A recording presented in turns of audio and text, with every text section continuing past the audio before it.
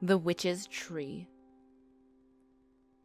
This tree is located off the beaten path a bit, and is technically still within the Great Cypress Swamp, a conservation area managed by Delaware Wildlands. However, it is along the edge of the swamp surrounded by much younger trees, indicating that this section has more recently been logged. The swamp is also called the Burnt Swamp because a vast fire, resulting from a moonshiner's still exploding, burned through in 1930. The fire continued to burn for 8 months throughout the peat levels, despite great effort to extinguish it. A previous fire in June 1782 burned 3,000 acres and threatened to burn down homes. It was said that the light from the fire could be seen 70 miles away. It is definitely an interesting area, and there's a lot of history, in addition to its reputation as a paranormal location. The folklore is that the brightly colored lights and orbs surrounding the tree, that there's a man sitting in the trunk, reading a newspaper, and he's seen behind the tree. Some have heard a woman screaming or crying, dogs barking, or car engines starting in the middle of the night.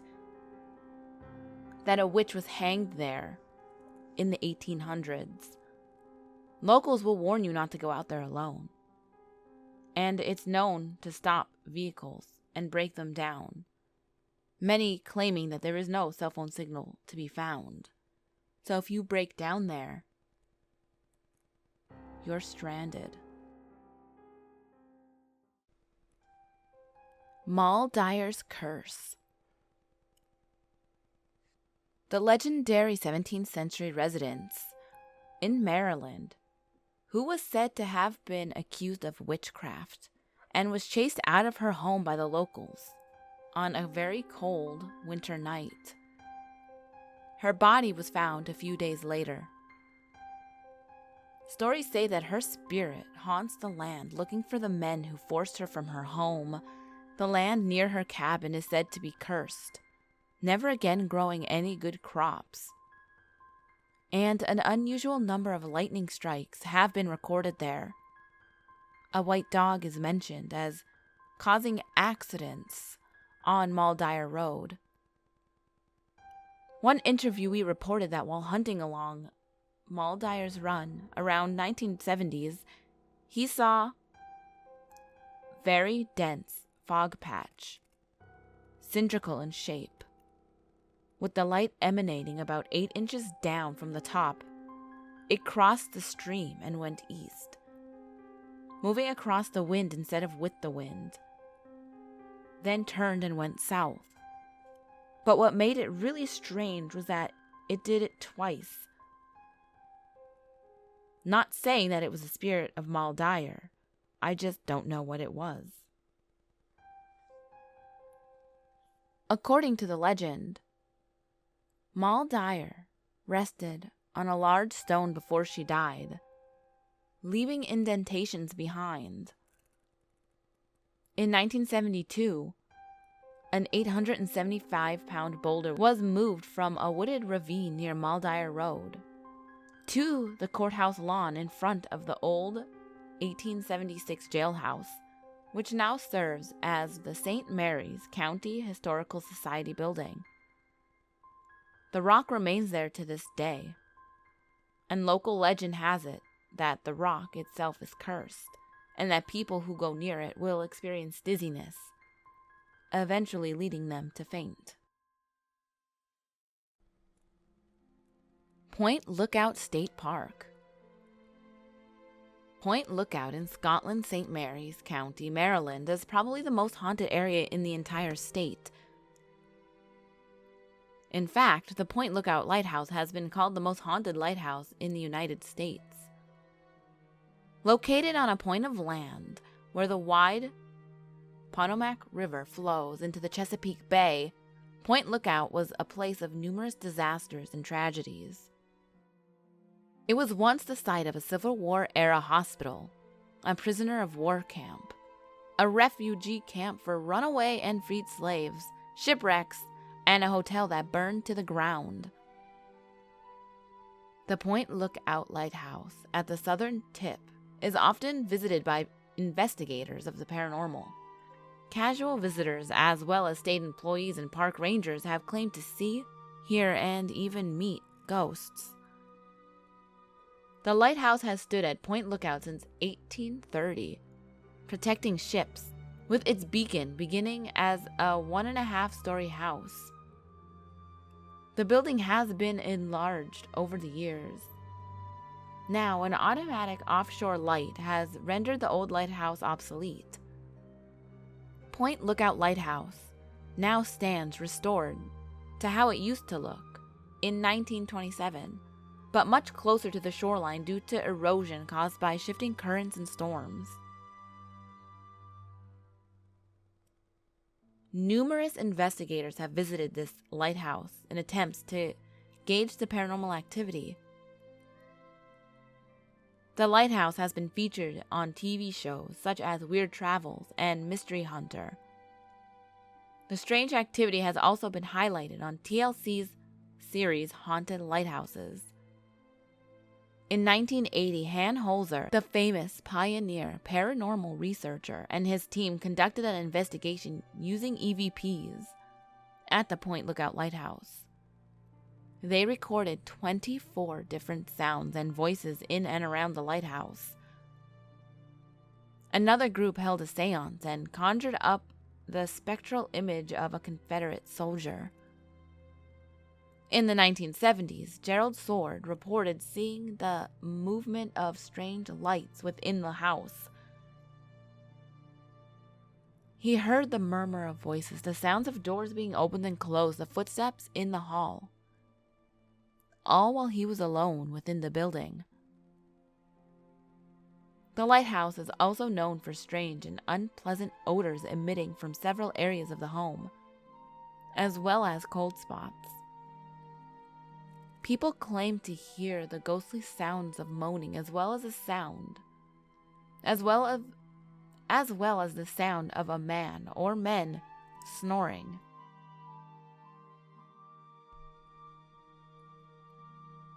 The Goatman. An urban legend shrouded in mystery has plagued Prince George's County since the 1970s. The story of a half-man, half-goat is being brought up once again due to the disputed location of the so-called urban legend.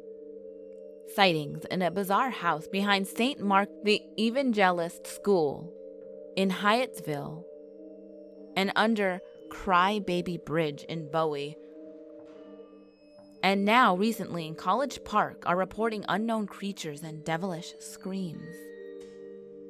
For the last 3 decades, an unknown house has sat in a forest behind the middle school, the St. Mark Middle School.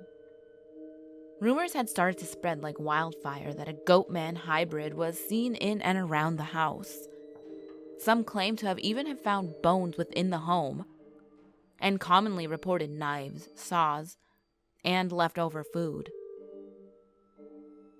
Due to construction plans, his house has since disappeared, but the legend still lives on in the hearts of all the students who attend St. Mark's School. Some rumors surfaced that told of a doctor who worked in the United States Department of Agricultural Research Center in Beltsville, Maryland. It said that he performed an experiment using human and animal DNA, where something went horribly wrong, and he created what we know today as the Goatman. No one knows what became of this crazy doctor or his unnatural creation, but some say that the Goatman is still lurking in the woods, waiting for his next victim. It's reported that the doctor had confessed to creating the Goatman by crossing the DNA of a goat and his assistant William Lotsford in the experiment, and now the assistant is out on a rampage for revenge. Others say the Goatman lurks around a bridge in Bowie, named Governor Bridge, but nicknamed Crybaby Bridge. The Goatman seems to prefer targets that are couples and who dare to enter his bridge. Supposedly, if you park under the bridge after dusk, you might hear the shrill screaming of a baby crying, or the baying of a goat, Even more unlikely, you may even see the Goatman himself. The Goatman has been seen jumping on cars and attacking drivers, killing pets, and breaking into houses in search for food, and capturing civilians in the woods. In the 1980s, a string of brutal murders in the forest were investigated, and now recent sightings are popping up again. In northern Prince George's County, there's a couple of reports of a man running through the back of St. Mark's, and eerie sounds that could only be from a goat complement the sightings. After hearing about the Goatman, I'd be careful walking alone. You just might be his next victim. The Edgar Allan Poe Museum. The home that Edgar Allan Poe resided during his lifetime. It was built right around the year 1830. Today, the house serves as a museum dedicated to his tragic life and fascinating writings. However, there seems to be much more in the house than just remnants of Poe's life. Individuals that work at the museum and others that have visited the home feel that there is a high level of paranormal activity in the structure. However, it's not believed that Poe is actually haunting the house. It seems to be other spirits. Many individuals have stated that an elderly lady haunts the Edgar Allan Poe Museum. This female spirit seems to be from the time period of the 1800s. She does not seem to be angry or out to spook anyone. As a matter of fact, most ghost hunters believe that she is simply a residual haunting, or an energy that just lingers in the structure from the past. However, there does seem to be rather intelligent spirits within the home, wreaking a little bit of havoc to the museum. One example of problems that this spirit may have caused was when a lady was changing in a room and a window fell abruptly for no apparent reason. Many individuals in Poe's house have felt as if they have been touched physically, only to discover that there is no one else there. Many have felt firsthand cold, chilling breezes, even in the warmest days. Voices, for which there are no explanation, have also been heard in the museum. Doors and windows opening and closing, the sounds of footsteps and thuds can often be heard throughout various locations of the structure. If you're looking to visit a haunted house, this may be a great choice, but it's said best to go on the day of Poe's birthday. If you go to Poe's house on his birthday, be sure to stop over at the cemetery where he is buried. Since around the year 1949, a strange man that no one knows visits his grave to place a bottle of whiskey and 3 red roses on the grave. Is it possible that this man is a spirit? Is there a connection between Poe's death and this strange visitor? Could the visitor be a manifestation of the hauntings at Edgar Allan Poe's museum? That's for you to decide. Ghouls, I hope you enjoyed this 5 Urban Legends from Maryland video. I knew the Goatman would be in here, and I kind of like the backstory, how he mixed up the DNA, and I know there's a million versions of the Goatman story, but I like that one the best. It seems a little bit more plausible, but also not plausible at the same time. You know what I mean. I don't really have a question of the day for you ghouls, so just leave something nice in the comments for somebody. Maybe somebody's having a bad day and they're looking in the comments and, it says you're great, or, have a great day, or you're doing fine, that kind of thing. Just leave some positivity in the comments today. How's that? But as always, ghouls, the last video will be on the top left. The next video will be on the bottom left. All my social medias are on the screen as well as in the description box below. And remember, there's always someone or something watching you.